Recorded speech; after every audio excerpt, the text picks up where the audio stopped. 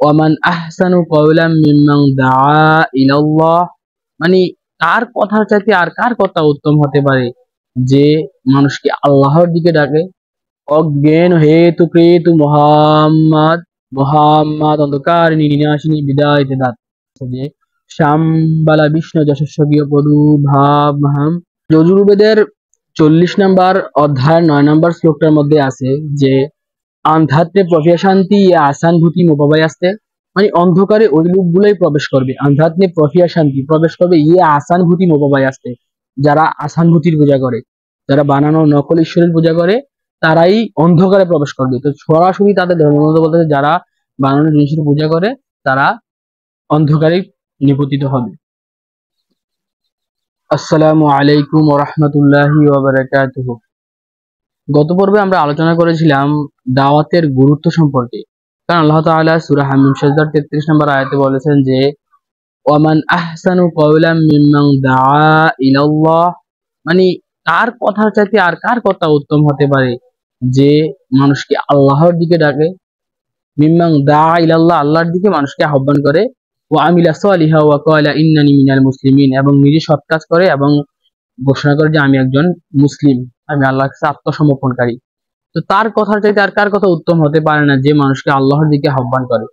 তো ওই সুবাদে আমরা দাওয়াতের গুরুত্ব সম্পর্কে আলোচনা করেছিলাম। তবে দাওয়াতের গুরুত্ব আরো বেশি প্রাধান্য পায় যে আমরা অমুসলিমদের কাছে দাওয়াত দেওয়াটার মাধ্যমে, কারণ রাসূল সাল্লাল্লাহু আলাইহি ওয়াসাল্লাম সর্বপ্রথম অমুসলিমদের কাছেই দাওয়াত কার্য পরিচালনা করেছিলেন। তো এখন ওই সিস্টেমটা প্রায় বিলুপ্ত, কারণ এখনকার আমরা মুসলিমদেরকে দাওয়াতি কাজ করে আমাদের করতে পারি না, কমপ্লিট করতে পারি না। তার কারণে অমুসলিমদেরকে দাওয়াতের ক্ষেত্রে আমরা অনেক পিছিয়ে। যদি আমরা কোরআন এবং হাদিসের কিছু মূল থিম ফলো করি তাহলে আল্লাহ তাআলা আমাদের অনেক অসংখ্য নিয়ম কানুন বাতলে দিয়েছে অমুসলিমদেরকে আল্লাহর দিকে আহ্বানের জন্য। তো আল্লাহ তাআলা তো বলছি সূরা নাহলের 125 নম্বর আয়াতে যে উদউ ইলা সাবিলি রাব্বিকা বিল হিকমা ওয়াল মাউইজাতিল হাসানা, মানে তুমি তোমার রবের পথের দিকে, সাবিলি রাব্বিকা বিল হিকমা, হিকমা সহকারে তোমার রবের পথের দিকে ডাকো, হিকমা এবং সৎ উপদেশের মাধ্যমে।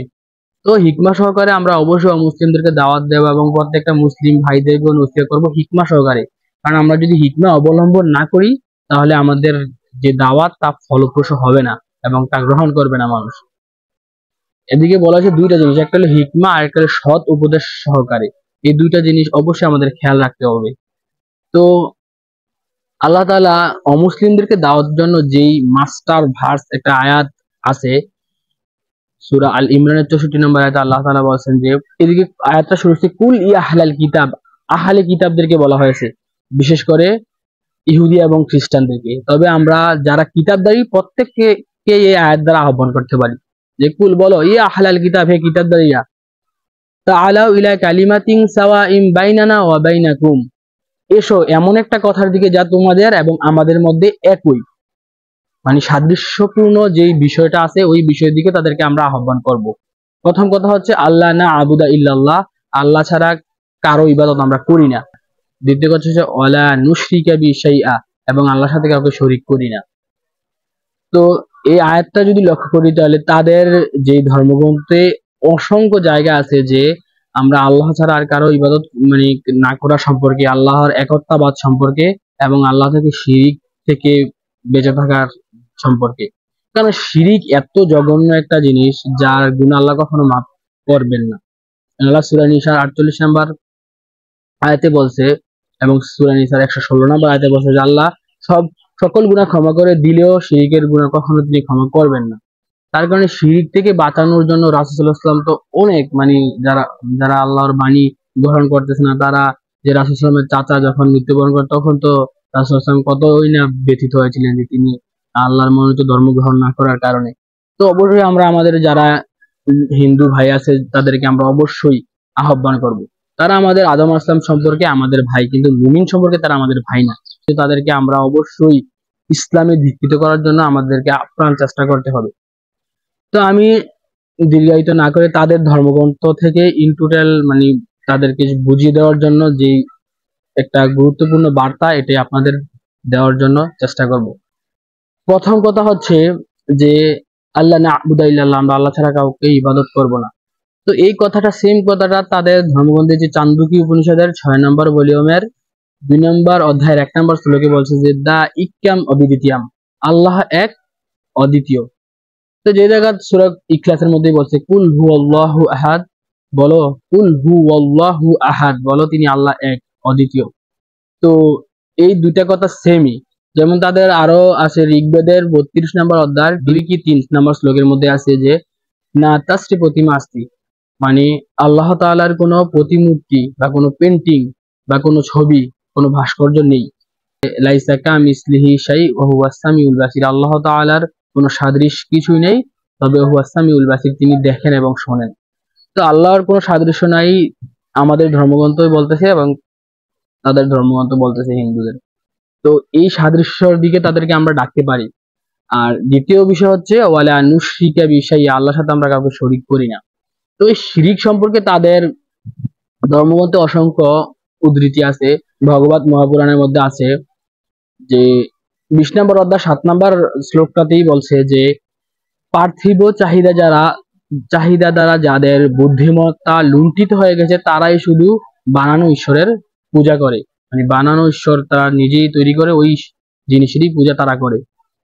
আরো এই সম্পর্কে আছে যজুর্বেদের 40 নম্বর অধ্যায়ের 9 নম্বর শ্লোকটার মধ্যে আছে যে আন্ধাত্রে প্রফিয়াশান্তি আসানভূতি মোবাবাই আসতে, মানে অন্ধকারে ওই লোকগুলোই প্রবেশ করবে, আন্ধাত্রে প্রফিয়াশান্তি প্রবেশ করবে আসানভূতি মোবাবাই আসতে, যারা আসানভূতির পূজা করে, যারা বানানো নকল ঈশ্বরের পূজা করে, তারাই অন্ধকারে প্রবেশ করবে। তো সরাসরি তাদের ধর্মগ্রন্থ বলতেছে যারা বানানো জিনিসের পূজা করে তারা অন্ধকারে নিপতিত হবে।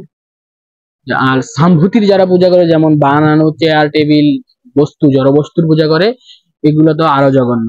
যদি আমরা আল্লাহ তাআলার সাথে কাউকে শরীক না করি এবং আল্লাহ তাআলার ইবাদত ছাড়া আর কারো ইবাদত না করি, তাহলে আমাদেরকে মুহাম্মদ সাল্লাল্লাহু আলাইহি সাল্লামকে মানতে হবে।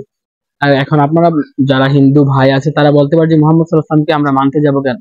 কারণ তাদের ধর্মগ্রন্থেই বলা আছে যে মুহাম্মদ সাল্লাল্লাহু আলাইহি সাল্লামকে মানতে হবে।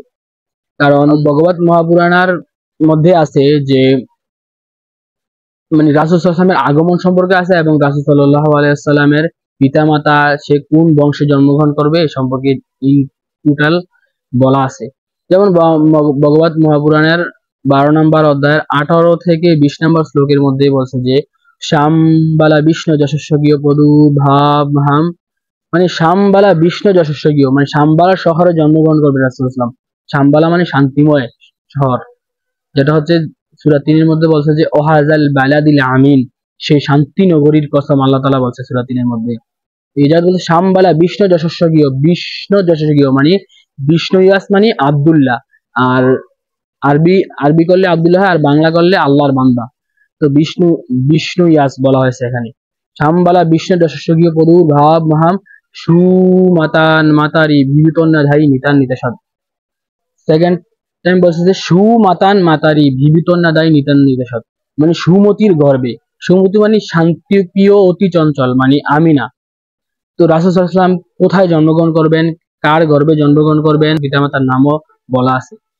আর ভগবত মহাপুরাণের মধ্যে রাসূল সাল্লাল্লাহু আলাইহি ওয়াসাল্লামের আগমন সম্পর্কে বলা আছে যে বলছে যে অজ্ঞান হেতু কৃতু মুহাম্মদ অন্ধকারিণী নিনাশিনী বিদায় দাত, যখন অজ্ঞতা ছেয়ে যাবে, অজ্ঞেতু হেতু কৃতু মুহাম্মদ, যখন অন্ধকার এবং জাহিলিয়াতে বিস্তার করবে, যখন মানুষ জাহিলিয়াতে নিমজ্জিত হবে, তখন মুহাম্মদ সাল্লাল্লাহু আলাইহি ওয়াসাল্লাম আবির্ভাব ঘটবে।